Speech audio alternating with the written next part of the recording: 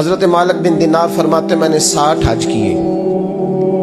एक हज के मौके पर मैंने बड़ा रश देखा, लाखों का इज्तिमा हुआ। कहते लाखों का मजमा था तो मेरे दिल में ख्याल आया, मैंने कहा अल्लाह इतने लोग आए हैं, इनका हज कबूल भी हुआ है कि नहीं। फरमाते मैं सोच रहा था तो रात को ना ख्वाब में मैंने किसी कहने वाले को कहते हुए सुना कि सब का कबूल हो गया। बल्ख का रहने वाला मोहम्मद बिन हारून बल्खी है, उसका हज कबूल नहीं। फरमाते शहरों के अलग-अलग खैमे लगते थे। अब भी आप हज करने जाएं तो पाकिस्तानियों की रिहायशें अलग होती हैं, इंडियन की अलग, बांग्लादेश के अलग, मिस्री, यमनी, सब लोग अलग-अलग रिहायशें होती, झंडे लगे होते हैं मुल्कों के। कहते मैंने सवेरे उठ के ढूंढना शुरू कर दिया,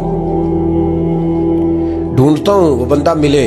कहते जहां बल्ख शहर के लोग रहते थे वहां चला गया तो मैंने लोगों से पूछा तुम में मोहम्मद बिन हारून बल्खी कौन है। लोग कहने लगे वो तो बड़ा नेक आदमी है, परहेजगार है, बड़े भोले भाले, बड़े अल्लाह वाले, रियाज आपको बस हम ही जानते, वो तो बड़ा नेक है, परहेजगार आदमी। तो मैंने कहा अच्छा कहाँ है। उन्होंने कहा पहाड़ के पीछे उसने खैमा लगाया हुआ है, सारी रात इबादत करता है, सारा दिन रोजा रखता है, कायमुल लैल है, साइमुद दहर है। क्या बात।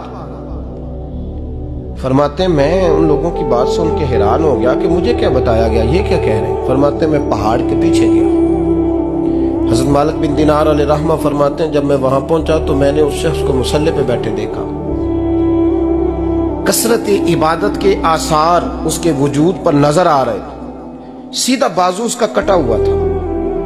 फरमाते 2 रकते मुकम्मल करके ना मैंने उसे अस्सलाम वालेकुम कहा तो मुझे कहने लगा वालेकुम सलाम, आप मालिक बिन दिनार हैं। मैंने कहा बड़ी इसकी फिरासत है। फरमाते फिर उसने ठंडी सांस ली, कहने लगा आपको ख्वाब आई होगी कि मेरा हज कबूल नहीं। फरमाते मुझ पर और बिजली गिरी कि क्या कह रहा। मैंने कहा यार लोग भी तेरी तारीफ कर रहे हैं और तेरी बसीरत भी बड़ी है, तो ये माजरा क्या है। कहने लगा आप ना पूछे। ये कह के उसने रोना शुरू किया, देर तक रोता रहा। मैंने कहा नहीं यार तू बता। कहने लगा नहीं आप ना पूछे, आप नाराज हो गए। मैंने कहा मैं नहीं होता, तू बोल ना।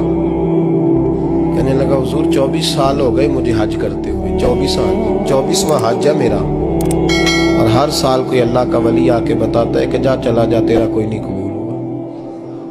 बेपरवाही वेख सज्जन दी जिथे किसे दी पेश न जावे, उन्हें ताजा वाले दर दर रोले ते मंगते तख्त बिठावे। आजम किसे नु कारा मिलदा ही कोई काबे खाली आवे। कहते हैं उसने मुझे कहा हुजूर 24वां हज है, हर साल कोई बताता है। मैंने कहा तेरी गलती। कहने लगा मैं अपनी माँ का नाफरमान। मैंने कहा वाकया क्या हुआ। कहने लगा हजरत अल्लाह ने मुझे दौलत दी, माल दिया, जमीनें दी तो मैं अय्याश हो गया। इमाम मालिक बिन दिनार रहमतुल्लाह अलैह फरमाते हैं मुझसे कहने लगा पैसे आए तो मैं अय्याश हो गया। रमजान का महीना था, असर के बाद मेरी अम्मा इफ्तारी की तैयारी कर रही थी, मैं गया, मैंने कहा शराब पी हुई, अम्मा रोटी दे। तो अम्मा कहने लगी शर्म कर, शर्म कर, रोजा रखा नहीं तो जिन्होंने रखा है उनका तो ख्याल कर। कहते अम्मा की बात का मुझे गुस्सा लगा। मैं कहा करता हूं बदनसीब है वो बेटा जिसका बाप उससे बात करते हुए डरता है कि पता नहीं कहां से बोलेगा। बदनसीब नहीं वो बेटा जिसकी माँ उससे बात करते हुए सहम जाती है कि पता नहीं कौन सी बोली बोलेगा। बदनसीब नहीं कि माँ बाप भी जिससे खोल के बात ना कर सके। हजरत मालिक बिन दिनार से कहने लगा अम्मा ने जब कहा ना शर्म कर तो मुझे गुस्सा आया, मैंने माँ को थप्पड़ मारा और मेरी माँ जलते हुए तंदूर में गिरी। लोगों ने मुझे पकड़ के अंदर बंद कर दिया कमरे में। सारी रात मैं शोर सुनता रहा पर नशे में धोत रहा। सवेरे आंख खुली तो मेरी बीवी बैग बांध रही थी। मैंने कहा कहाँ जा रही हो। कहने लगी जो माँ का नहीं बना मेरा कैसे बनेगा। वो मैंने कहा मेरी अम्मा का वो तो लोगों ने रात को ही दफन कर दी जनाजा पढ़ के। तड़प के कहने लगा मुझे क्यों नहीं बताया। तो कहते हैं लोग कहने लगे तेरी मरती हुई माँ कह गई थी इसे मेरा मुंह ना देखने देना। मेरे जनाजे के करीब ना आए। हजरत मालिक बिन दिनार फरमाते हैं जब उसने ये बात सुनाई तो मैंने भी उसके मुंह पे थप्पड़ मारा। मैंने कहा तो इसी काबिल है।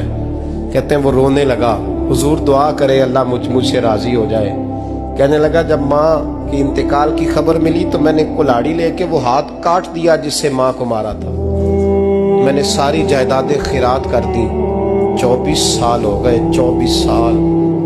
सारी रात नमाज पढ़ता हूँ, रोजा रखता हूँ, हज करता हूँ, पर हर साल कोई आके कहता है जा दौड़ जा, तेरा कोई नहीं कबूल हुआ। हुजूर दुआ करे मालिक राजी हो जाए।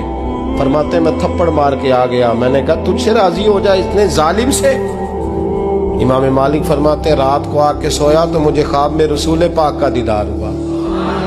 तो नबी पाक अलैहिस्सलाम ने फरमाया मालिक तू उसे मायूस क्यों कर आया है? अल्लाह तो बड़ा मेहरबान है। का हुजूर माँ के नाफरमान को माफी कैसे मिलेगी? तो इमाम मालिक फरमाने लगे नबी करीम ने फरमाया जा उसे जाके बता दे तुझे कयामत में तेरी माँ की वजह से बख्श दिया जाएगा। का हुजूर अम्मा की वजह से किस तरह?